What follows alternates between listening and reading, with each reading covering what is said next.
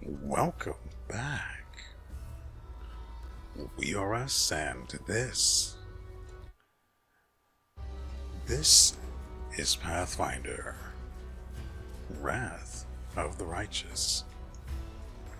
So, I didn't think that when I came here there'd be anything for us to actually talk to him about, but there is, so here we are.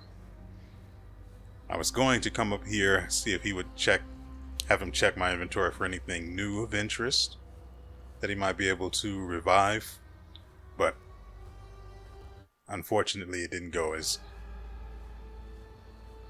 easily as I was hoping. Nocticula spoke well of you. She says hello. The old elf's face is as blank as a porcelain mask.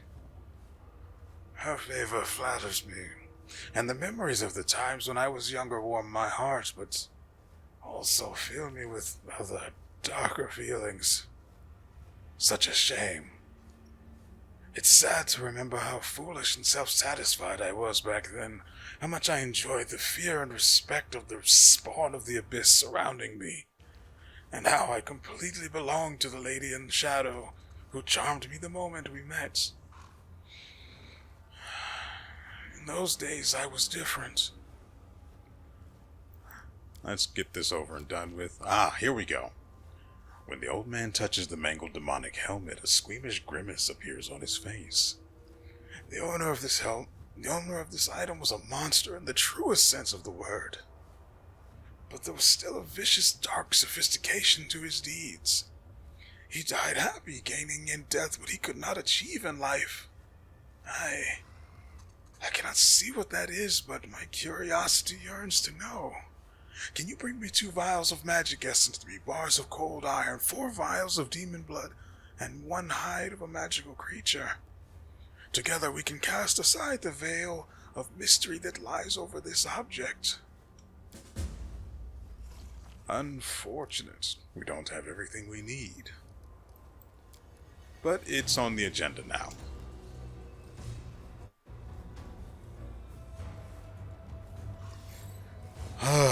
Okay. Where do we need to go next? We need to go...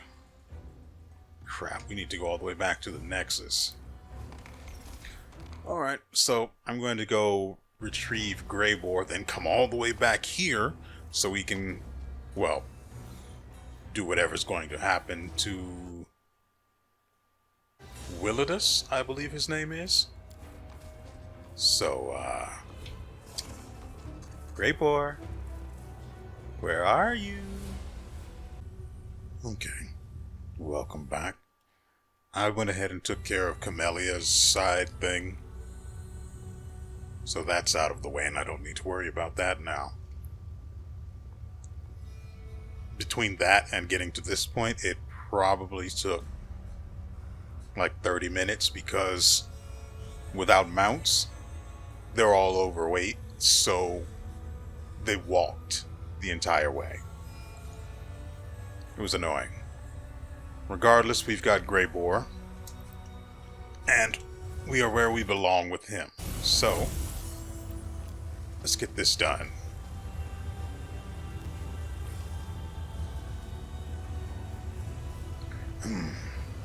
The lock is familiar.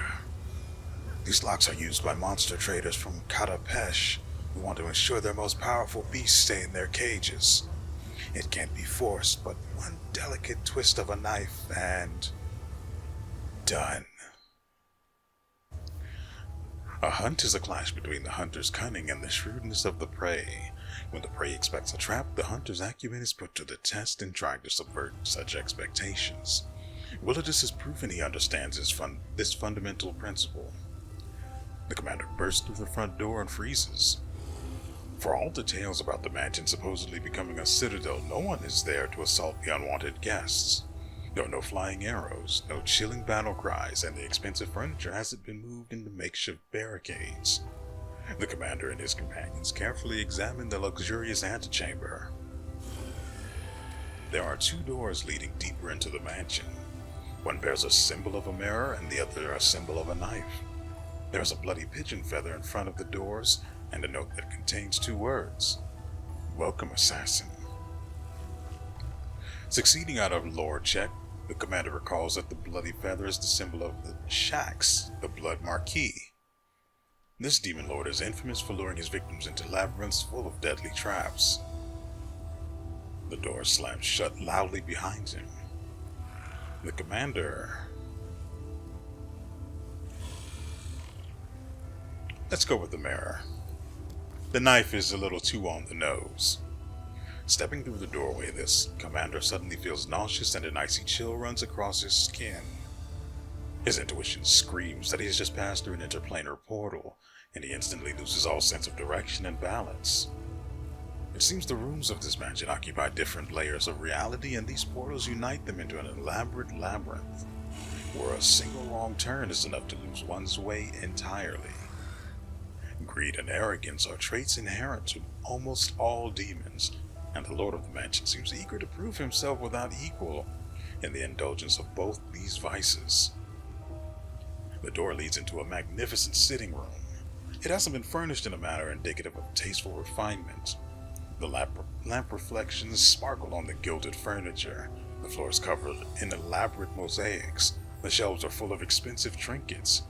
And as if all this luxury wasn't enough, the whole room is reflected back again in the giant mirror that covers the entire ceiling. As soon as the commander enters, the mirror's surface ripples, starting to bubble, bulge, and ooze like molasses. It sends its sticky tendrils toward the outsiders, and a single touch from those appendages pierces the flesh with a sepulchral chill. The commander... I don't see a reason to use that. We pass this with flying colors. Attempts to break the mirror with a powerful blow. With a furious cry, Morrow strikes the mirror with all his might, and the surface shatters with a deafening clang. The shards fall down in a glittering waterfall, smashing into tiny fragments on impact. By right, the trophies from a battlefield belong to the victor. The commander invokes that right and fills his purse with a considerable number of gold trinkets that any merchant would gladly barter for more useful items. There are 3 doors that lead out of the room occupied by the strange carnivorous mirror. The commander decides to open one bearing the symbol of...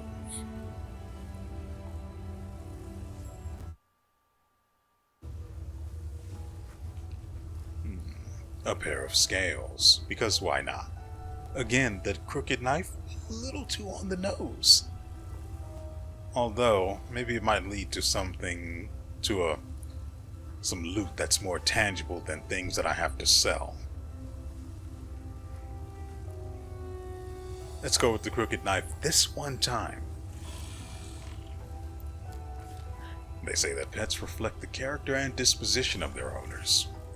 If this is true, then the Lord of the Mansion has a truly cruel and perverse disposition.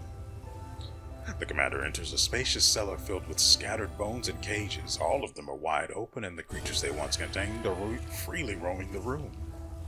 They've all come from different planes. Some are monsters, some are mere animals, some are intelligent species, yet all of them shamble around aimlessly. They pant loudly, and drool drips from their slack jaws and open mouths.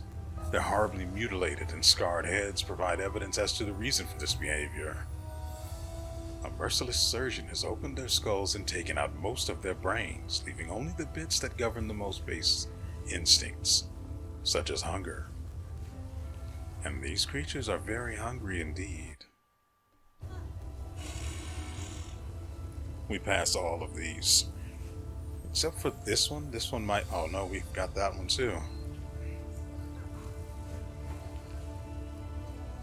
I'm going to use Intimidate to see if there's any loot in the room.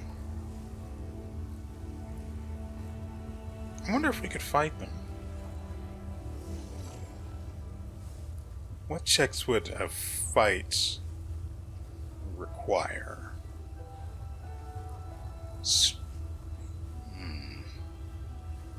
Agility, mobility...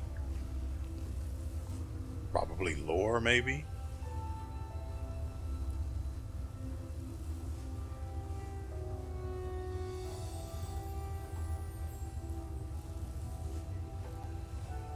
Let's scare them away. Morrow bursts out of the shadows with a spectacular leap and lands in the center of the room, where he draws his weapon and quickly puts several of the closest monsters out of their misery. He produces such a wild and bloodthirsty howl that even these mindless wretches are shaken to their core. Squealing pathetically, they hurry back into their cages, huddling in fear. The way is now free. 3 doors lead from this dark cellar and its oppressive stink of blood and decay. The commander decisively reaches out for one of the symbols, marked with the symbol of a tooth-filled maw. Everyone makes mistakes. The difference between an amateur and an expert is simply that the expert knows how to hide those mistakes in some deep, dark hole. It seems the commander has found the place where the lord of this mansion hides his mistakes. The walls of this room are splattered with blood up to the ceiling, and the floor is shaped like a funnel. There's a stand for steel poles with bloody hooks at their ends. Gravediggers use such tools to drag dead plague victims onto their corpse carts. With a sudden click, the stone floor turns to ice, causing the commander to slip and slide down toward the giant gap in the center of the room, where it is now possible to discern a maw. It is a giant round mouth with hundreds of long, sharp teeth, a massive throat, and the staggeringly foul odor of hundreds and hundreds of decaying corpses. This maw is a gigantic corpse eater which gorges itself on the results of failed and unsuccessful experiments. The commander tries to fight the monster, looking for its most vulnerable spot. Morrow narrows his eyes and jumps straight toward the gaping maw of the beast. What at first seems to be a suicidal act turns out to be a flawlessly executed attack. Morrow delivers a deadly blow to the creature's inner organs, causing something inside to burst with a loud squelch. With a chilling shriek, the monster dies as its frightful jaws stop moving forever. Something glimmers faintly within the fallen beast, catching the commander's eye. The commander, who is brave enough to delve inside the carnivorous monster, is rewarded with a trinket that must have belonged to one of its victims. Apparently, the trinket was too durable to be chewed up and digested within the monster's putrid stomach. 3 doors with different symbols lead from the monster's lair. Upon reflection, the commander decides to open the one bearing the symbol of a boiling cauldron. Frankly, I'd like to check all of these rooms, so that's probably what we're going to do. We'll go with a pair of scales instead. No matter how gleefully the lord of this palace mutilates flesh, he is first and foremost a scientist, and a scientist, by definition, is a madman who can put to shame any giggling maniac with a knife. Therefore, it comes as no surprise that his laboratory is furnished with care and order, and there is no hint of the tawdry luxury found in the other rooms. There is a multitude of flasks and vials with potions resting on the tables, and the cupboards are full of jars containing brains of all shapes and colors.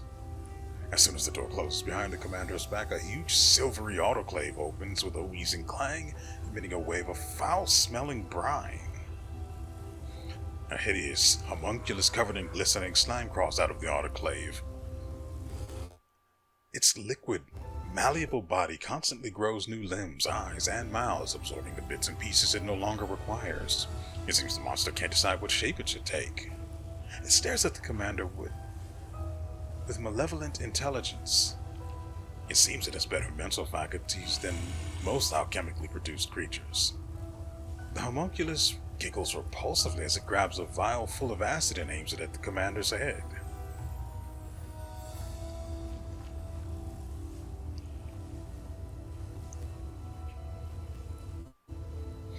I want to kill it. So, the commander attacks the nimble monster, hoping to corner it and finish it off. The homunculus proves surprisingly agile as it scampers around the laboratory, growing more and more limbs. It's impossible to get a hold of the creature's moist, slimy skin. At long last, employing all of his cunning, Morrow traps the nimble homunculus in the corner, catches it, and wrings its fragile neck.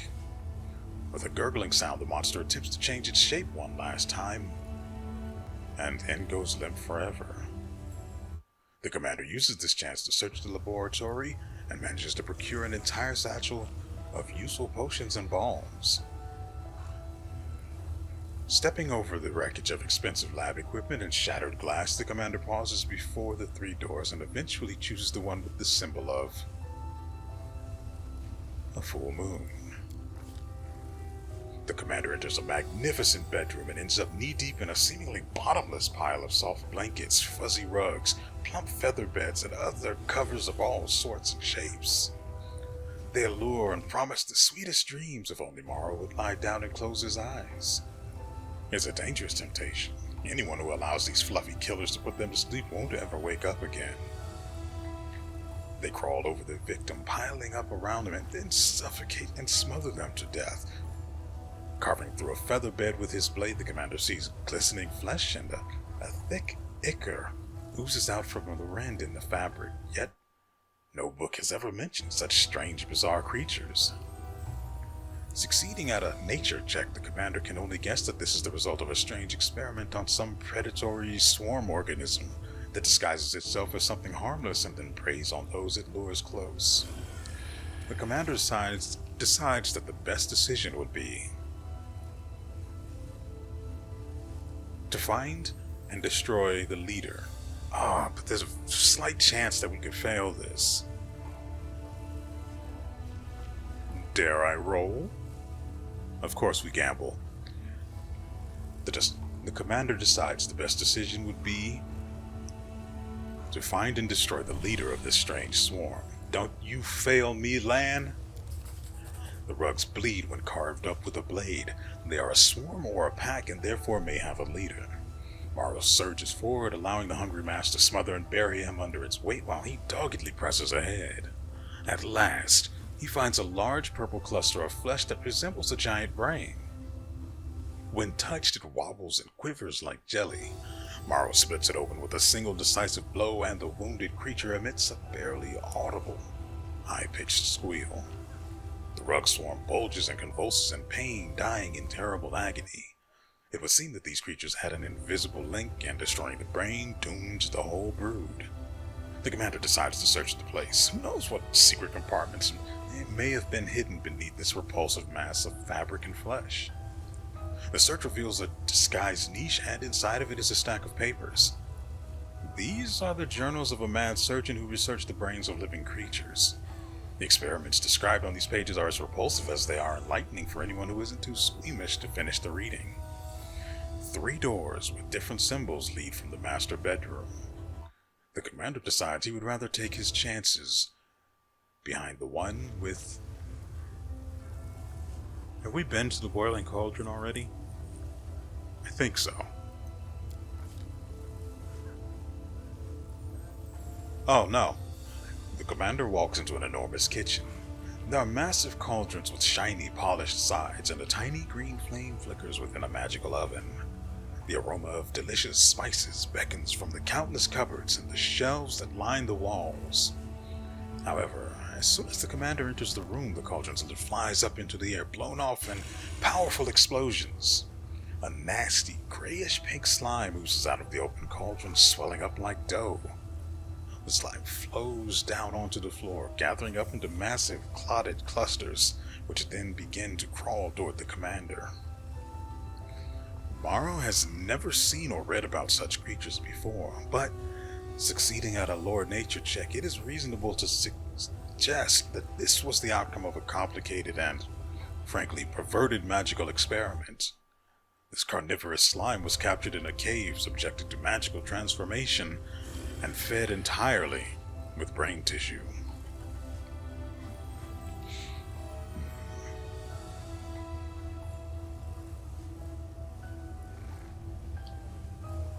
I don't think I want to chance another one. The commander decides to burn the monster in the magical oven. Morrow quickly uses the magical sigils controlling the oven to turn the small fire inside into a roaring green flame. Morrow hides behind it and lures the slime right into the open oven. The monster fails to perceive the threat of fire and crawls inside, instantly beginning to bubble and boil. In a matter of moments, all that remains of the creature is a suffocating stench that still hangs in the air. After meticulously examining the food on the undisturbed shelves, the commander decides to rest. He takes the opportunity to recuperate and bandage his wounds. It is thinking ahead rather than rushing forward recklessly that separates the able tacticians from those who rashly press on and perish. 2 doors lead from this kitchen where it is apparently easier to be eaten than to eat. The commander chooses the one that is marked with the symbol of a full moon.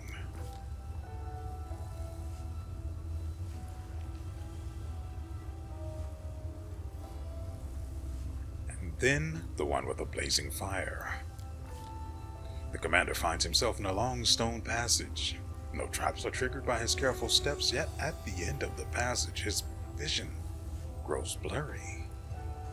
The illusion of safety falls apart like a house of cards, revealing an endless fiery field, ashen mountains, rivers of lava, and magmatic volcanoes. Hot wind scorches his face. It is not difficult to conclude that this deadly place is the elemental plane of fire. Ash and volcanic rock tremble beneath the commander's feet, but walking on it seems safe enough for now. The only escape route is the distant 3-way arch of rough-hewn stone containing the 3 familiar doors. However, in order to reach it, the commander must find a way past the river of fire, in which tiny islets of porous stone are just barely visible. The river spews out tongues of roaring flame that land on the banks and crystallize into dark glass. As a result, both banks of the river have become steep, jagged cliffs of obsidian. The commander has nothing to do but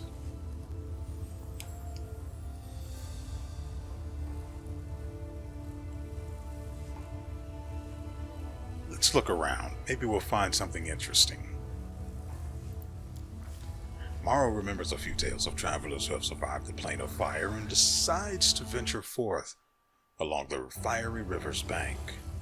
The trek is long and dangerous, but after a couple of hours he finally finds what he's been looking for. A strip of hardened black glass arching across the stream of lava like a volcanic bridge. Morrow carefully makes his way to the other side using the makeshift bridge and climbs up to the stone arches. After reaching the stone portals, the commander has to decide which of the 3 doorways to enter. Eventually, he settles on the one with the symbol of a rod. The door doesn't budge. The commander forces it open with his weight and enters the same hall where this dangerous expedition first began. The cozy, comfortable setting in no way hints at the nightmares that awaited the commander inside the mansion. The door outside is wide open, and through the doorway, dark figures can be seen clutching weapons. All of this was nothing but a warm-up. The final, decisive battle is still to come. The commander prepares for a fight as he steps outside the accursed mansion.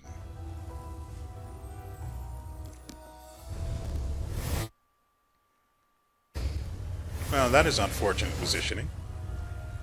The leader of this gang of demons is grotesquely disfigured, even by the standards of the Abyss. A disproportionately large and bloated head rests on a tiny, disformed body, covered in bumps and furrows like a shriveled walnut. What seems at first to be a mane of hair standing up on end is revealed upon closer inspection to be bone needles sticking out of his pale, blistered skin. Where the mouth should be, there is instead a bony plate formed from yellowing teeth that have grown together. It protrudes out from his torn, lacerated lips. His voice appears to come from a slobbering, undulating hole in his neck just beneath his chin. More bloody larvae showing up at my palace. I'm getting very tired of these visits. What a freak.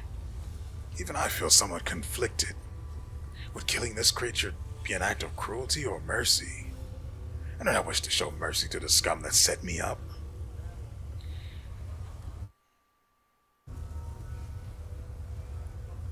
I wonder if we'll get anything. I know I got the Vivisector's note, so I would have assumed his, I suspect, self-applied title, self-given title, would be the Vivisector. A snort of derision escapes from the creature's throat, and he makes a dismissive gesture with his hand, his dirty nails curling into long, thin spirals. You don't even know you've decided to challenge. Let these words herald your imminent death, outsider. I am WeArEuS, the wizard confidant and advisor to the Lady in Shadow. I am also known as the Vivisector. Greyboy smirks, not bothering to hide his contempt. So many words. I'll simply call you a corpse. Less impressive sounding, perhaps, but easy to remember.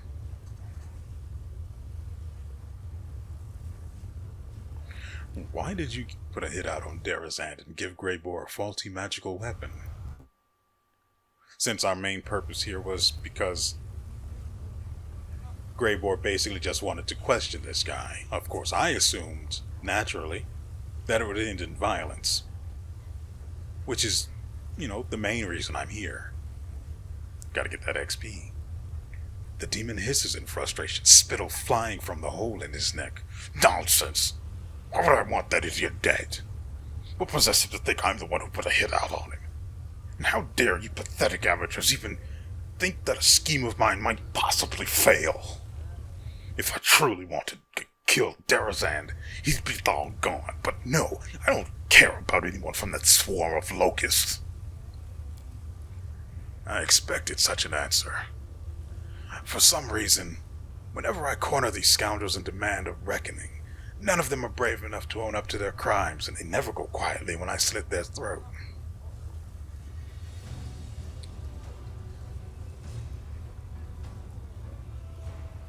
Your words reek of deceit. The demon's cloudy eyes flare with anger, and his smug giggles give way to a low, menacing growl. Soon we'll find out what your tiny, ridiculous worm-eating brain smells like. Kill him! The dwarf grins ominously, and as he looks at the demon, there is no mercy in his eyes. I won't lie. I've been waiting for this moment. Tomorrow morning, my reputation will be spotless once again. Sweet dreams. Very unfortunate that these things, of course, ended up behind us. This guy's frightened. I don't want to move Greyboy up too far, but I do want him to intercept any attention on Darren, who's the only other person capable of reviving. Ember can revive, but it requires a diamond, and I'm not ready to give one of those up. Never gonna give him up, never gonna let him go.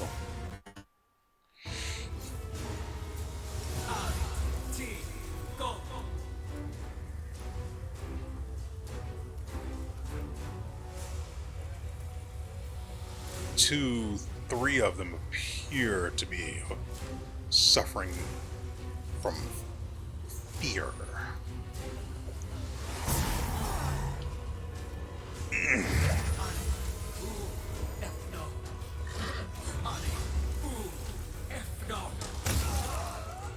That seemed ill-advised, actually. Don't worry, it'll be over soon.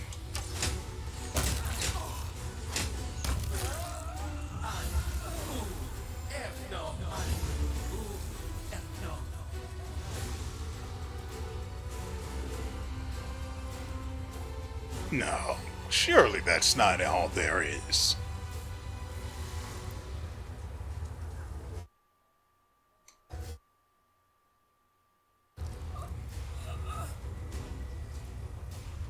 Well, excuse the frick out of me. Clearly I was wrong.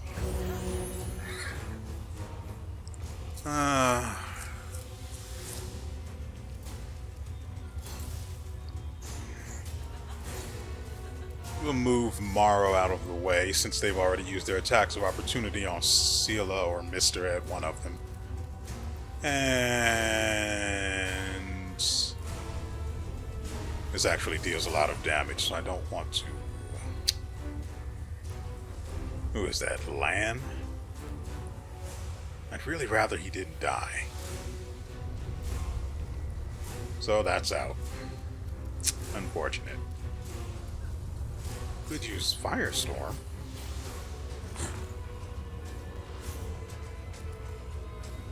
Nah. I forgot it did that. We like that. And since they're demons, oh, but she has ascended elements, so it no longer matters.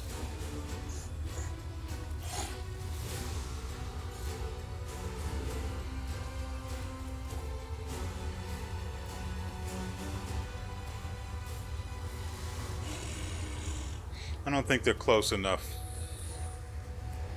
Or maybe they are.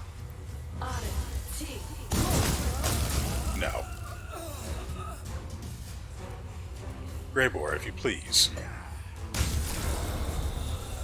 There we go. Horzala. Or Horzala? Has to be Horzala. I imagine Horzala would require 2 L's. The projection is that of a tall female demon, unlike many of her kind. You say that, but she looks an awful lot like Hepzibah. Unlike many of her kind, she seems slimmer and less stocky in build. Upon closer examination, you realize that her thinness is caused by extreme emaciation, which makes her look like a withered tree. The skin on her neck and wrists bear the marks of shackles, and her body is covered with flaming seals of Baphomet. Lowering her eyes, the demon addresses you quietly. Allow me to congratulate you. The short work you've made of WeArEuS proves you are a true professional. I am Horzala,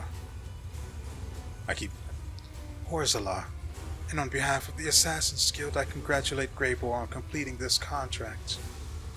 You have fulfilled the order we received for WeArEuS' murder, and therefore you have the right to collect the bounty, even though you are not a guild member yourself.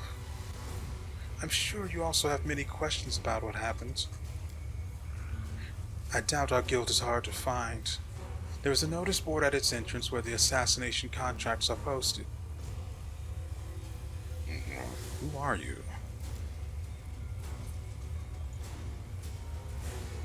I am Horzala, Baphomet's daughter.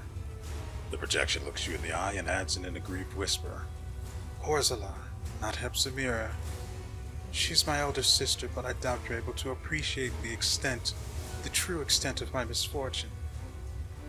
I am also known in Alushanira, as the assistant and right hand of WeArEuS, the head of the Assassin's Guild. So, what happened here? I may know a thing or two, but we should discuss these matters inside the guild, not in public. Who's going to overhear us? The corpses? Why don't you come here and speak to us face to face instead of projecting an illusion? Or are you afraid we won't like your answers and will make you join WeArEuS? At the sight of the demon's sour expression, Greybor gives an aggressive snort. Fine. We'll pay you a visit to the Assassin's Guild soon. Thank you for your answer. The bounty awaits you. I'm not sure what reward awaits us, but I truly hope it's a considerable sum of gold, and not a meager payment served up at the end of a blade.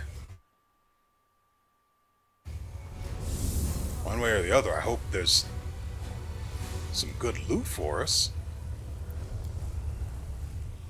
Trash weapons all around. Great. But they'll sell really nicely. So, we need to head all the way... Yeah, we'll go this way. We need to head all the way back. Come back here. And visit the portal to see where it is we need to go for to find the Assassin's Guild.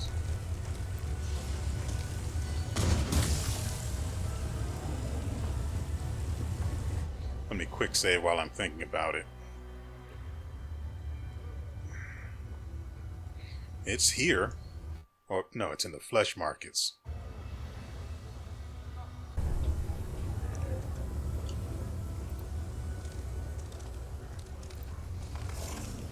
I like how the sound effects of this place being busy and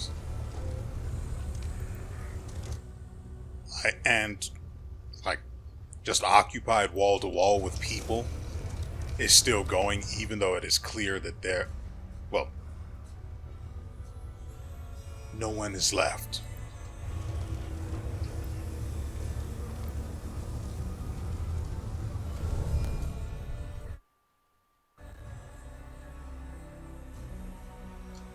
Sure, why not? Wait, no, we've done that already.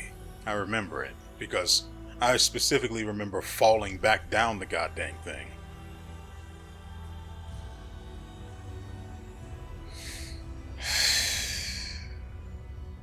So, where is the assassin's hideout? She said there was a sign right out front, but that doesn't tell me much.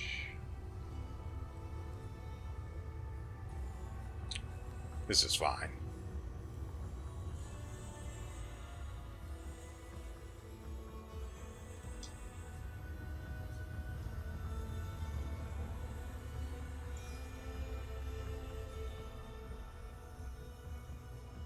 Wait, could this be it?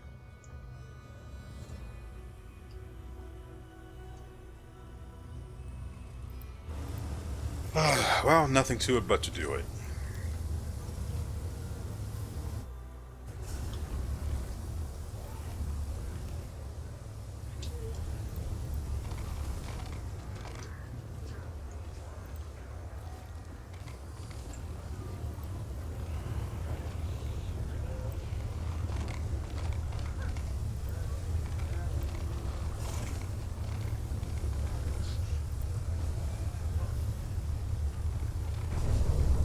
That's right. I'm pretty good at this.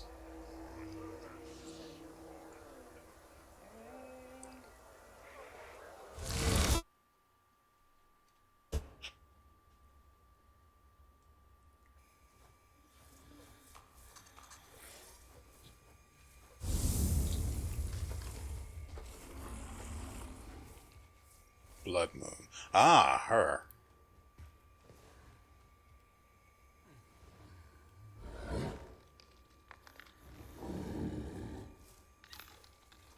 Yeah, you don't want to do that. Oh, that's cute. I want one.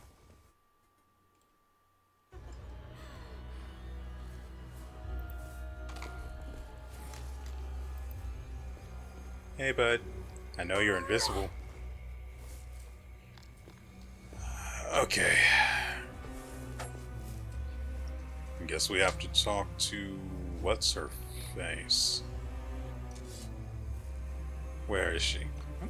She was just here a second ago.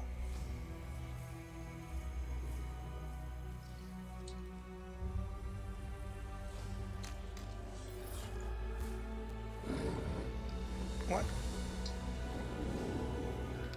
There are way too many people in here. Okay. Weird that they didn't move, but... WeArEuS. That's the one I need to talk to. The demon standing before you clearly has a penchant for jewelry.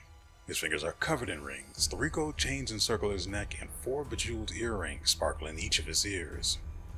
However, such exquisite adornments are not enough to hide the fact that he's a hardened warrior and a ruthless killer. His face and hands are covered in long, badly healed scars, and he moves as gracefully as the most skilled swordsman. The demon's lips curl in a satisfied sneer as he greets you loudly. Look who's here! It's the arrogant Galarian who disposed of our poor WeArEuS. He catches your eye and frowns slightly, giving a pointed glance toward his bodyguards. You aren't about to do something really stupid and start a massacre here, right? Can we just talk? Who are you? The demon gives a dignified nod. Yes, I am the proud leader of this band of assassins. The abyss is full of butchers and monsters, so anyone who chooses to be an assassin among monsters and butchers commands a high level of respect. If they live long enough to make a name for themselves, of course. My guild attracts assassins from many planes. No one hires us for simple things like murdering noisy neighbors or cutting the throat of a cheating merchant. As I'm sure you know, it's easier and cheaper to do that yourself, and there's no need to get assassins involved. No. If someone turns to an assassin, it means that the victim is a dangerous, cunning, and well-protected target. I've heard a lot about you, WeArEuS. You're the head of a highly reputable guild that operates on many planes besides the Abyss. Many of my colleagues would consider it an honor to work alongside you, unlike myself. Okay, I'm not about to call Horzala a horned thing. She was very respectful when she appeared to us earlier.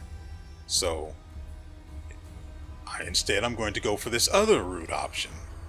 Tell me the truth right now. Yaz raises his hands apologetically. Several rings glitter on his fingers. Fine. I was the one who actually gave Greybor assignments.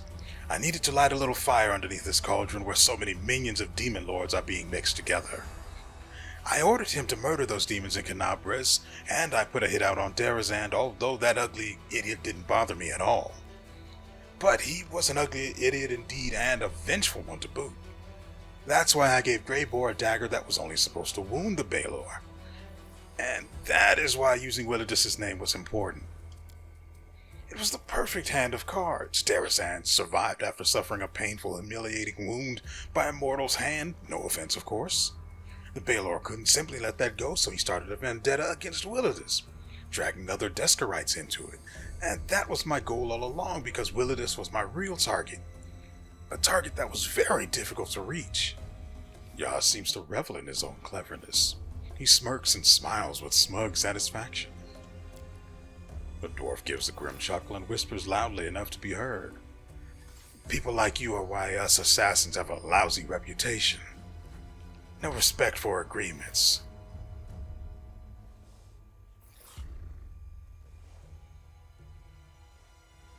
Frankly, I'm not a fan of any of these, so... 4. Greybor mutters darkly. Staying quiet, Commander? I'll have a few words. Okay. I'll have a few words to say to this fellow when the time is right. Why in the world would they make me say horned thing? She has been nothing. She has not been rude to me at all. And yet I have no other choice. I have no choice whatsoever except to insult her? She's done nothing wrong.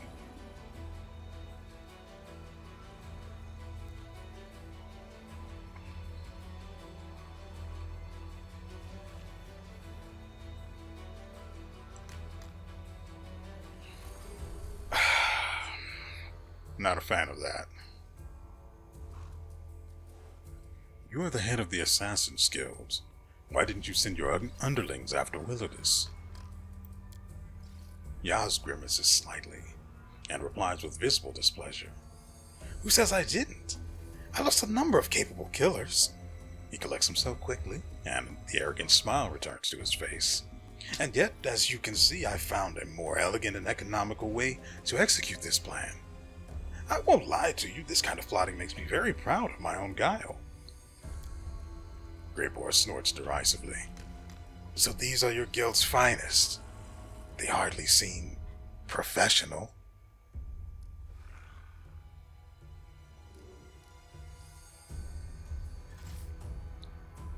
I guess I have to go ahead and insult the person who's done nothing wrong. Horzala, yes, this little demoness is one of my most useful servants. Besides, it's so very prestigious to have a daughter of Baphomet working under you. Yaz glances at the horned demon with a mix of condescension and possessiveness. She stares fixedly at the floor. She's had it rough, that much is obvious. And then the devs or writers or whatever idiot is responsible forces me to call her a horned thing. That's not right. Succeeding on a perception check, we noticed something. Yes, Master, I am your servant. For a fleeting moment, you notice a shadow of angry displeasure across her face. A spark of fear flashes in Yaz's eyes, like a boy who realizes he's gone too far when testing the patience of his parents. It looks like Greybor and I reached WeArEuS before your killers. Yaz smirks and gives a dismissive wave. Oh, please. I had no intention of sending anyone after him. but my assistants made sure that every larva in this city knew about the bounty on WeArEuS' head. I knew that Greybor returned to Elushanira and decided to use him once more. Just like poor Darazan, he had no idea he was merely a pawn of mine. See, he's not doing himself any favors. I can kill this entire room. That's the easy stuff. The problem comes in with where everyone's positioned. It depends mostly on how much health and everything everyone has. Whatever. Where did I leave off? Just as I envisioned, you didn't linger and paid him a visit before anyone else could. I had no doubt that paranoid WeArEuS would try to kill anyone who crossed his doorstep, but... Wait, didn't WeArEuS say something along the lines of us not being the first intruders or assassins or something?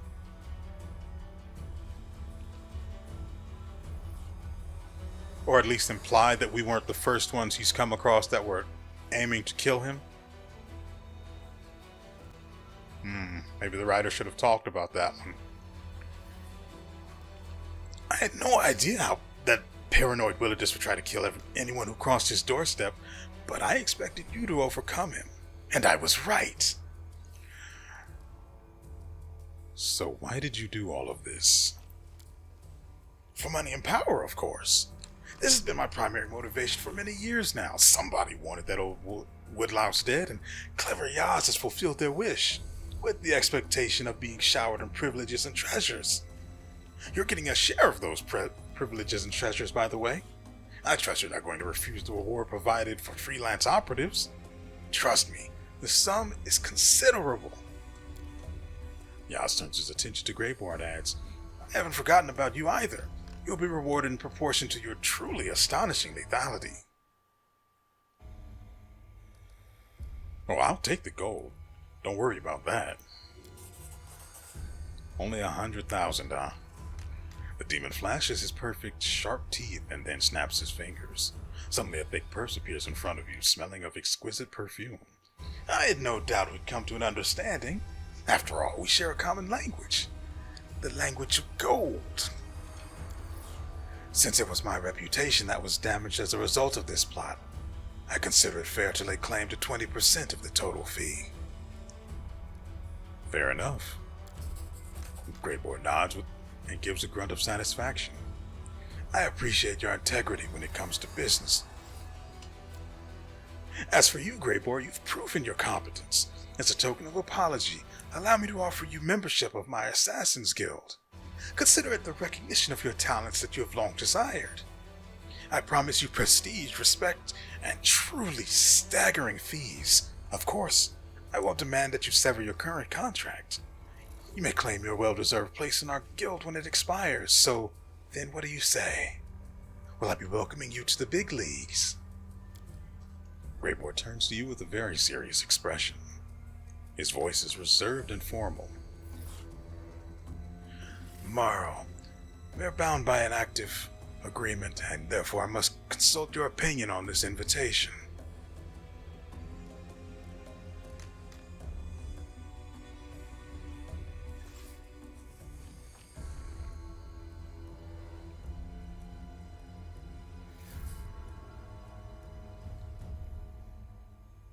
I mean, it's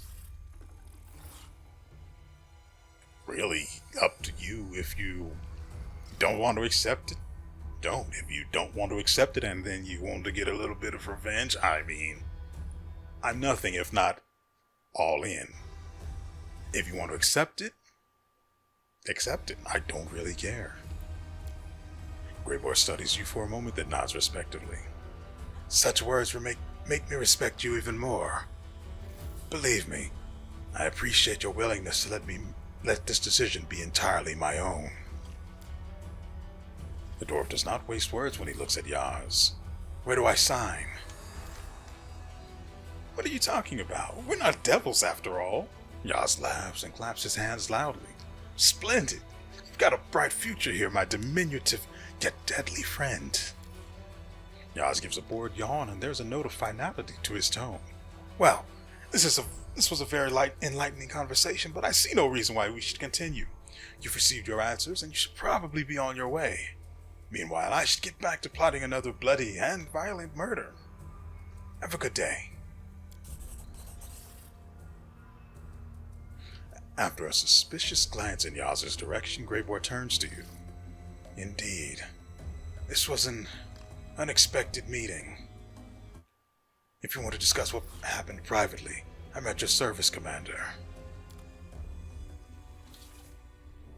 I wouldn't have been against just clearing this room of life, but apparently WeArEuS is not a bloodthirsty serial killer.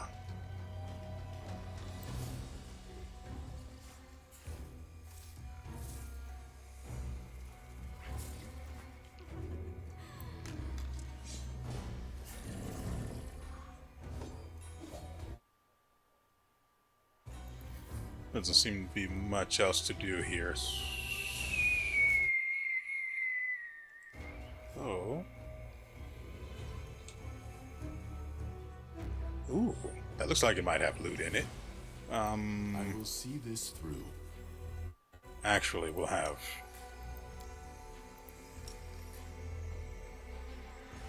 Interesting. We can apparently go up there. Okay. We'll have her use this. And then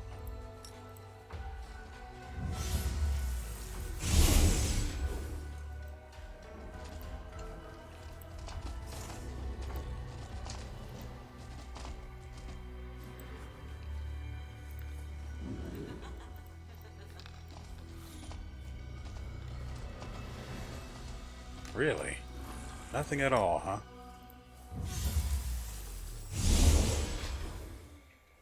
Okay.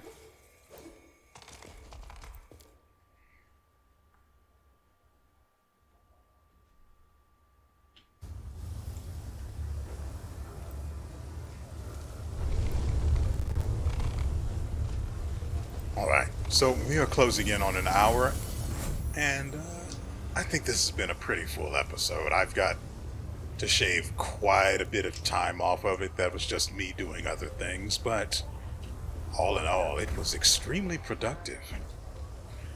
So, as for you guys, it's time for you to go. I hope you've enjoyed yourselves and everything you've seen here. We will be back tomorrow with another episode in which we will probably be handling WeArEuS' companion quest. And I don't know if that's going to be ending in violence, so I'm probably just going to spend his level ups and mythic points. But I'm going to take care of that before we start that episode. So no one will have to worry about that.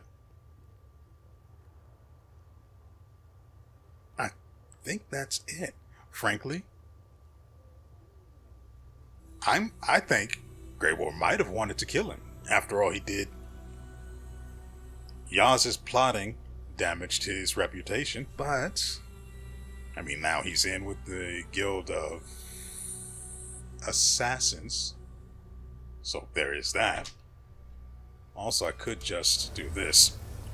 So I'm actually going to head back to the Nexus and see what WeArEuS might want to talk about. I'm really hoping he wants to go back and kill him. That's a lot of loot just sitting there, you know? Also, I'm pretty sure Horzala would like to kill him as well. So, that's what I'm going to do. Whatever comes of it, though, well, if it's relevant, I'll talk about it in the next episode. As for you guys, it's time to go. And so, with all that said, we will see you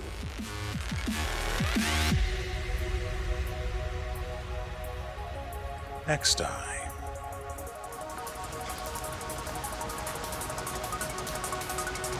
We